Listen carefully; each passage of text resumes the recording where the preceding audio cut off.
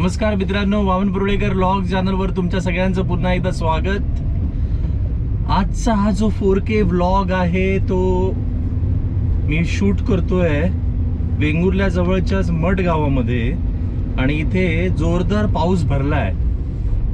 पावसाळा सुरू झालाय आता आणि पावसाळ्यामध्ये ही जी परिस्थिती आहे, कसा निसर्ग दिसतो, सगळीकडे हिरवगार वाटतंय। 3-4 दिवसाचाच पाऊस झालाय आता, तरी पण परिस्थिती किती छान वाटतेय बघा, किंवा निसर्ग किती छान वाटतोय बघा।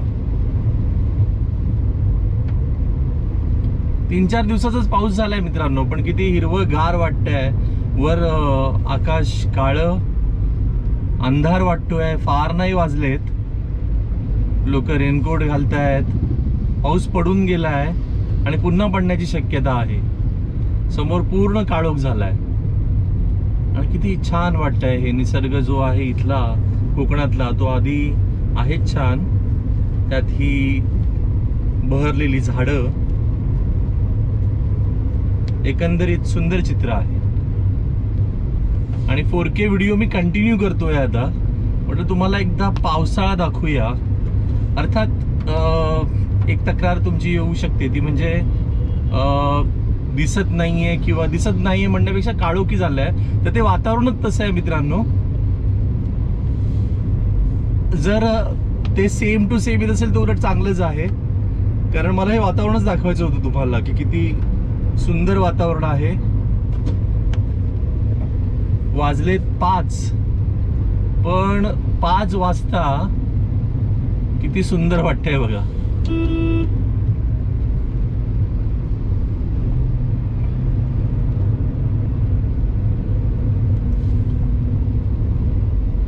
हवामान खात्याच्या अंदाजाप्रमाणे यंदा पाऊस म्हणजे मान्सून जो पाऊस आहे तो प्रॉपर आहे, व्यवस्थित पडणार आहे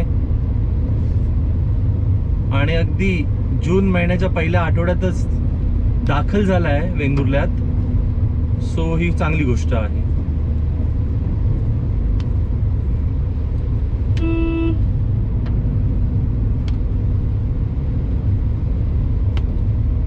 ऍक्च्युली हे खरं भाग्याची गोष्ट आहे की या दरम्यान मी इथे आहे सिंधुदुर्गमध्ये, या दरम्यान मी वेंगुर्ल्यामध्ये आहे आणि हे सगळं बघतोय।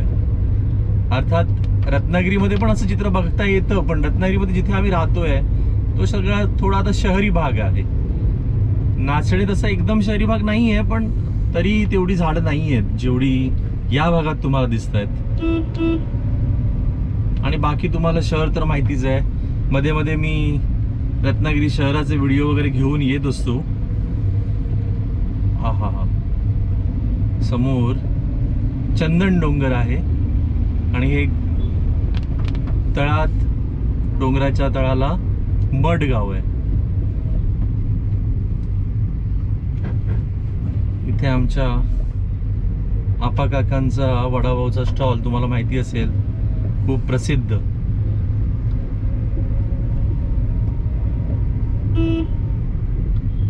वेतोबा ट्रॅव्हल्स आलेली आहे आणि मागे एक ट्रक आहे आणि त्याला पुढे यायचं आहे। जरा थांबाळा, आम्ही येतोय। जागा फारच कमी ठेवली आहे या माणसाने।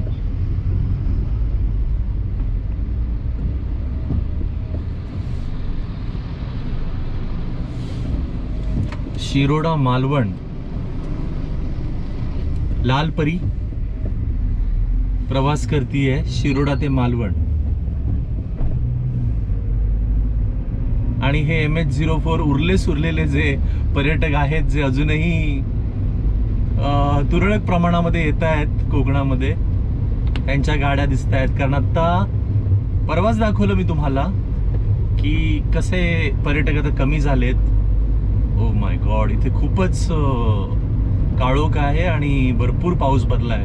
अर्थात कॅमेरामध्ये तो इफेक्ट येईल की नाही माहिती नाही, पण हे अनुभवतोय मी। खूप छान वाटतंय। वेंगुर्ला बंदर इथून 7 किलोमीटर, शिरोडा 23 आणि तुळस 16 किलोमीटर। तुम्ही म्हणत असाल की काय वामन दाखवता, ह्याच्यात काय बघण्यासारखं आहे, तर वेंगुर्ल्याचा पाऊस जो आहे ना तो बऱ्याच जणांना भुरळ पाडून जातो।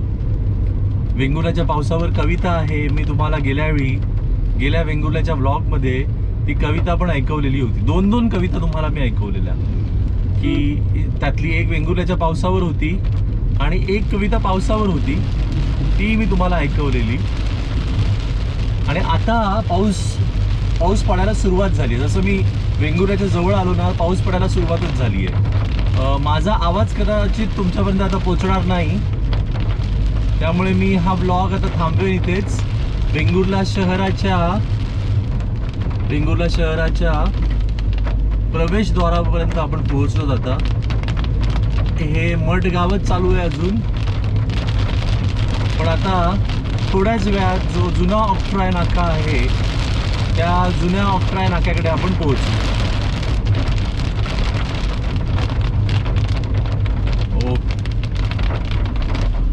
पूर्ण काळोख झालाय आता. म्हणजे तुम्हाला पटणारही नाही की आता 5 वाजलेत किंवा 5:15 वाजलेत,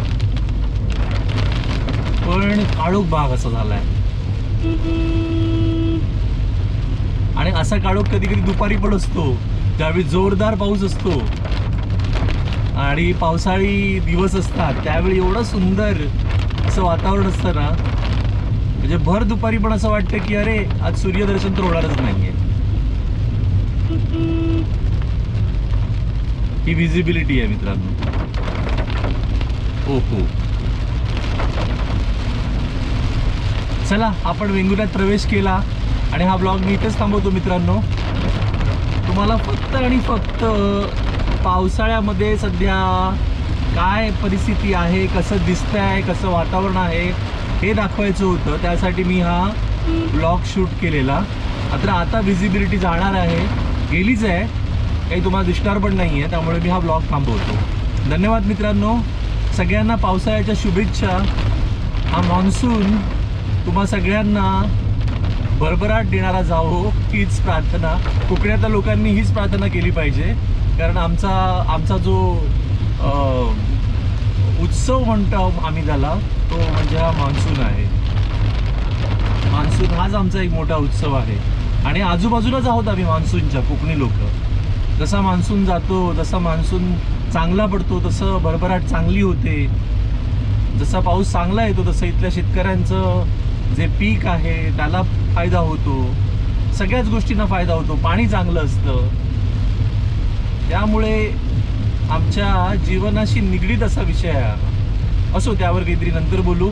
तुम्हाला हा व्लॉग आवडला असेल तर नक्की शेअर करा मित्रांनो, आणि जर चॅनल सबस्क्राईब केला नसेल तर सबस्क्राईब करा. धन्यवाद.